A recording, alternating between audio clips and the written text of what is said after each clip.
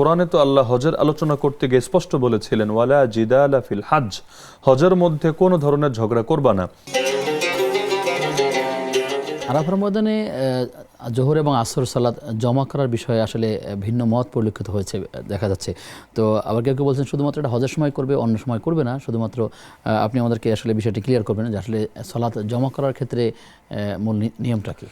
জি, আসলে একটা দুঃখজনক বাস্তবতা আমরা যদি আমাদের অভিজ্ঞতা থেকে বলি, সেটা হলো কোরআনে তো আল্লাহ হজের আলোচনা করতে গিয়ে স্পষ্ট বলেছিলেন, ওয়ালা জিদালা ফিল হজ, হজের মধ্যে কোনো ধরনের ঝগড়া করবা না।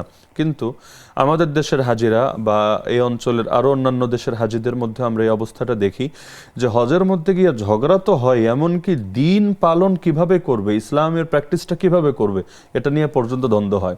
এই যে বারবার বললাম যে হজের সর্বপ্রধান গুরুত্বপূর্ণ রকমই হলো আরাফায় অবস্থান। এই আরাফায় বসে পর্যন্ত তাঁবুর ভেতরে কখনো হাতে মারপিট লাগাটা বাকি থাকে, আর মুখে যত ধরনের দ্বন্দ্ব কলহ সম্ভব সবই চলতে থাকে।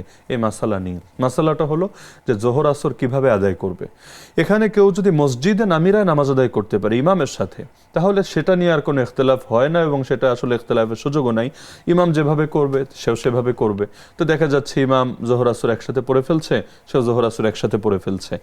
আর এই ক্ষেত্রে এখন যারা তাঁবুর ভেতরে আছে, আর আমাদের বাংলাদেশের তাঁবুগুলো সাধারণত মসজিদ থেকে বেশ দূরে, মানে এটা 1 কিলোরও বেশি হবে, বেশ দূরে তাঁবুগুলো থাকে।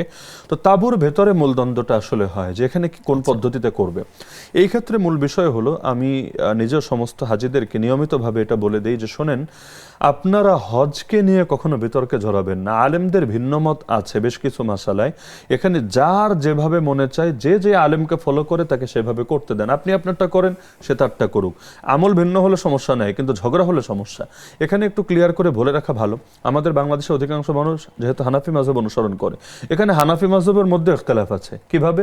ইমাম আবু হানিফা রাহমাতুল্লাহ আলাইহির ফতোয়া হলো, যদি সেখানে মসজিদে নামাজ আদায় করতে না পারে, তাঁবুর ভেতরে পড়ে, তাহলে জোহরের সময় জোহর পড়বে, আসরের সময় আসর পড়বে। ইমাম আবু হানিফা রাহমাতুল্লাহ আলাইহি এই মতটা দিয়েছেন। কিন্তু ওনার বিখ্যাত 2 শাগরেদ ইমাম আবু ইউসুফ এবং ইমাম মুহাম্মদ রাহমাতুল্লাহ আলাইহিমা, যাদের উপরও হানাফি মাযহাবের ভিত্তি, তারা আবার ভিন্ন মত পোষণ করেছেন। তারা বলেছেন না, যদি তাঁবুর ভেতরেও পড়ে, মসজিদে পড়লেও যা, তাঁবুর ভেতরে পড়লেও তা। এখানে মূল বিষয় কি? মূল বিষয় হলো সারাটা দিন যাতে দোয়ার জন্য সে অবসর থাকতে পারে। আর মুজদালিফায় গিয়ে তো কোনো দ্বিমত নেই, সেখানে তো সবাই একমত যে মাগরিব এশা একসাথে পড়বে।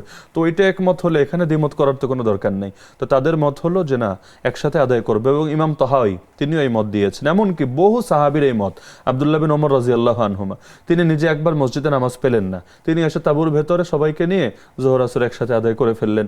আম্মা জান আয়েশা রাদিয়াল্লাহু আনহার এই মত। তাহলে অনেকের এই মত আছে। হ্যাঁ, আমরা দেখালাম ইখতিলাফ আছে, বাস্তবে যেখানে মতভিন্নতা আছে আমরা সেখানে সংকীর্ণতার পক্ষপাতী না।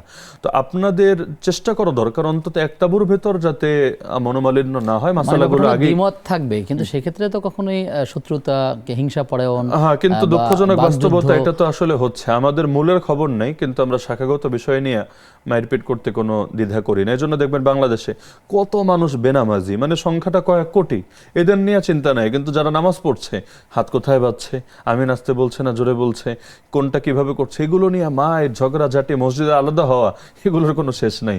তাহলে যেখানে মূল ফোকাস দেওয়া দরকার আমরা সেখানে ফোকাস দিতে পারি না, এটা দুঃখজনক। এজন্য আরাফার ময়দান সকলের মাথায় রাখা দরকার, এটা ইবাদতের জায়গা, দোয়ার জায়গা, কান্নাকাটির জায়গা।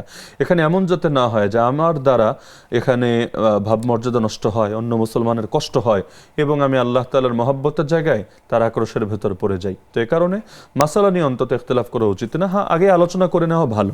যদি সকলে একমত হয়ে যেতে পারে তাহলে একভাবে আমল হোক, আর যদি একমত না হতে পারে হোক না, ভিন্ন আমল হোক, সমস্যা নাই তো। কিন্তু এটা নিয়ে ঝগড়া করলে সমস্যা।